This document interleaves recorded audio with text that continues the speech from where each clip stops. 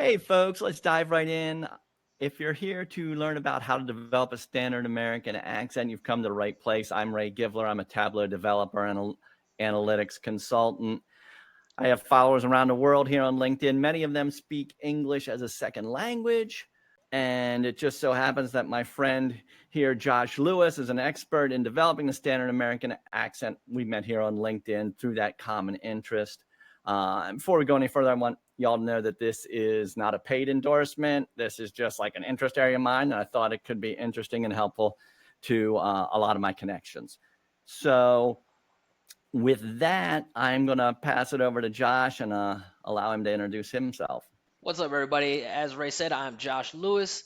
I am from Michigan. I have been working as a pronunciation coach for about 6 or 7 years, kind of focused on pronunciation, but kind of in the language industry for over 10. And I'm currently based in South America in Colombia. And as Ray said, we met on LinkedIn and have this kind of shared interest in sounds and pronunciation. Just a quick kind of background of how I got into pronunciation. It was just mostly a transition from just standard English teaching. And what I was noticing is that a lot of my students with very, very high levels, I mean, even in some cases, maybe some of my students might have had more vocabulary than me or really, really proficient in English, they're all having kind of similar problems when it comes to pronouncing things. Specifically, what stood out to me the most in the beginning was kind of like the past tense. A lot of the Spanish speakers here and it rolled wide, but I was in Colombia, really had a hard time with those ed words like walked or tried or lifted, things like that. So I kind of started trying to address those issues because their grammar was good, they had vocab, right? So finding some way to take them to the next level. And I was able to do some deep dive kind of research, some trial and error, testing things with them. So I started to develop a little bit of a direction in terms of how to coach and how to get people to change the way that they produce the sounds and hear the sounds. And after some time, I was able to start collaborating with other pronunciation coaches and really putting things together to the point where I've developed my own methodology, which seems to be pretty productive. And most students do have good reviews of the program. Awesome. That's really cool. Let me tell you for a moment, how I got interested in this topic. And then I'm going to launch into a bunch of questions to kind of dive deeper into the topic.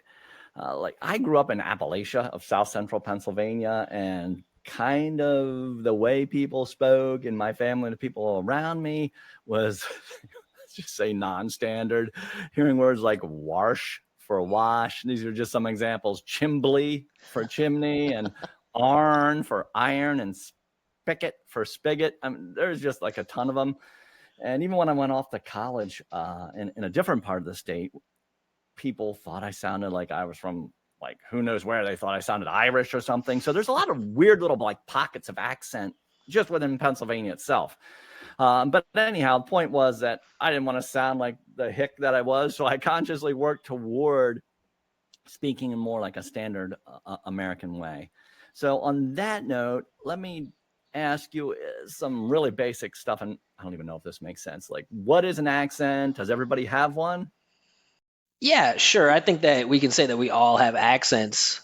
Usually we tend to sound very similar to the people that were around us when we were growing up. That's when you start to tune your ear to identify sounds. You start to imitate sounds. You're building muscle memory with those sounds. So I think that, some people might not realize that they have an accent, especially if, they've haven't had much interaction with people from other places. But most people have had some type of experience of either traveling to a different place and realizing you sound different, or meeting someone from a different place. And even though you're both speaking English, it's obvious that, some things sound differently.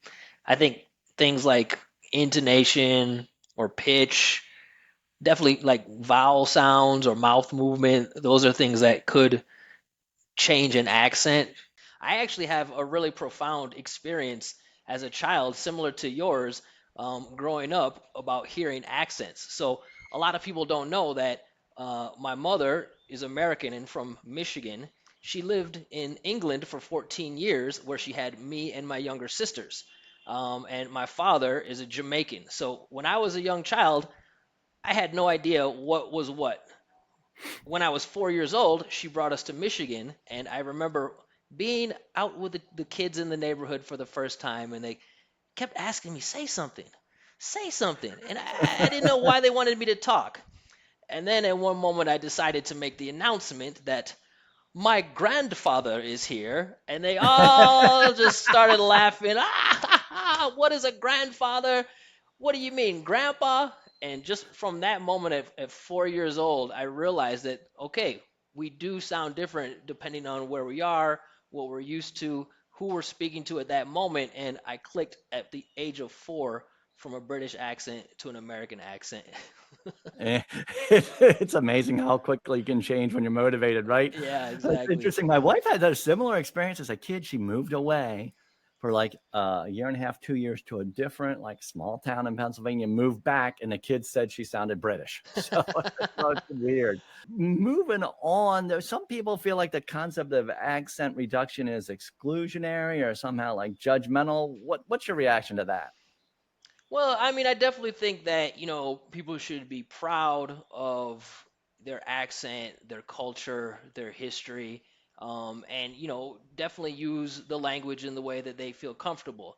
I think more in terms of like where accent modification comes into is just more about efficiency in communication. Right. So Hmm. if you're in one specific area where everybody is doing something this way, then that's totally fine. But if, like any communication professional will tell you, right? If you want someone to get your message, you need to send it to them in a way that they'll understand, right? And so this is really the basis of my program and just accent training in general, is that when people are learning languages, they leave out probably the most important fundamental thing, is that languages have different systems.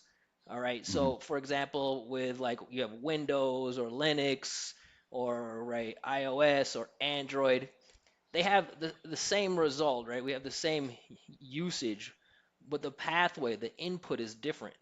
So, right, if you I know Linux has the browsers that are more friendly, right? But one way to use Linux is just like the C command type of things, the prompts. And Right. Command prompt. Yeah. exactly. So, right, if you're trying to do that or not trying to do that, depending if you're Windows or Linux, you're not going to get anywhere. And that's kind of what happens with languages, right? I mean, a lot of people that know the language, they use the system of whatever their native language is and try to put that into English. And it's like trying to push a square peg into a round hole. You might get parts of it in, but you're always going to be kind of missing the pieces that the native speaker's ears are trained and waiting to hear.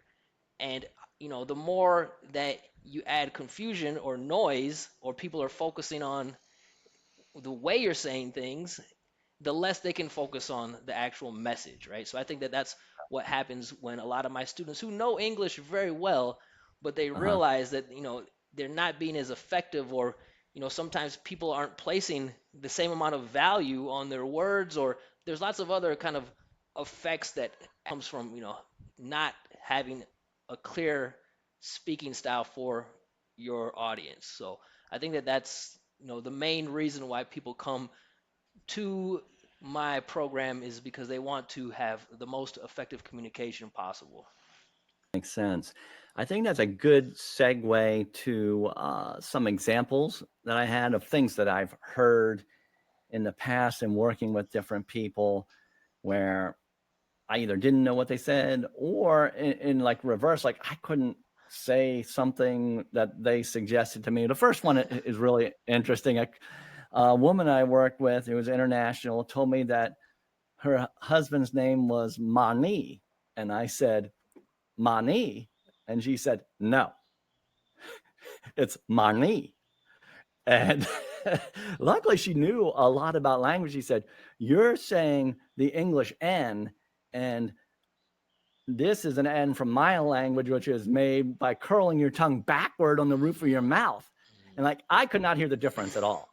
So, and I'm sure the same thing, like it reverses for people learning English, where they may be hearing a sound that, like, if you're not trained in it and didn't grow up with it, it's hard to even perceive it. So, do you have any kind of reaction to that example? Yeah, I have a ton of reaction. I mean, especially with the consonant sounds. I mean, I think that that's one thing that is very surprising about just the way that in American English we're very lazy with our consonant sounds. We don't make perfect consonant sounds. They're very, very soft, and we tend to let the vowels dominate. So that curling the tongue behind the in the back of the mouth, that's not one that I've practiced, but I can imagine that, it makes sense because most of the production of the voice is happening in the mouth for most people. I think that, what you said was really important about teaching yourself how to hear the sounds, because Mhm. that's no matter what level or what stage that a student's in, that's the first step that they always have to do. That's one of the things that I work the most with students, is I show them what I hear from them and what I would expect to hear from a native speaker. And it makes sense because as native speakers, we learn these sounds well before we learn how to read, right? Mhm. But a lot of times the students or the second non-native Reverse. speaker, exactly, it's the reverse. So that combined with the fact that you have these life experiences where you use gain knowledge and piece things together to be effective as possible, right? You're looking at what you see, and you're taking the sounds that you already know, and you're putting them in there in a way that to you seems very logical and efficient, but it's kind of just a representation or alteration of what's actually being heard. So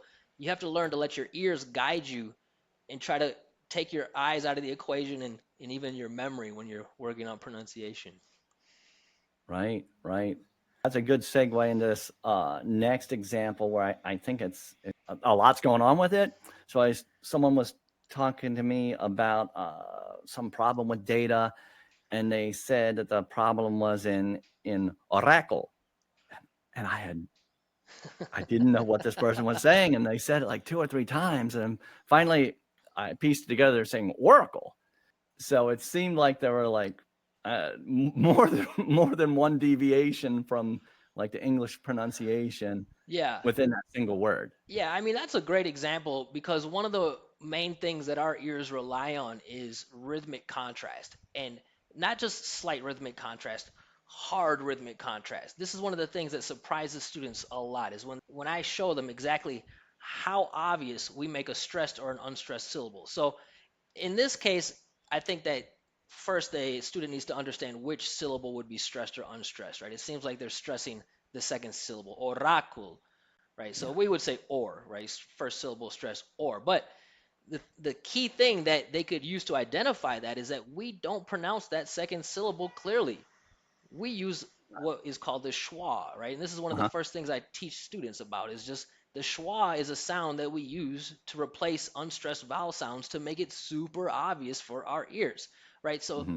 this sound here, this is the most used sound in American English. We use this sound more than anything. So instead of oracle, I would say aura, uh, uh, oracle. And now I have this really nice contrast where the listener knows to attach the value onto that stressed syllable and then wait for the rest of the pieces to come together. So, we create obvious contrast, not just in stressed syllables, but in unstressed syllables as well.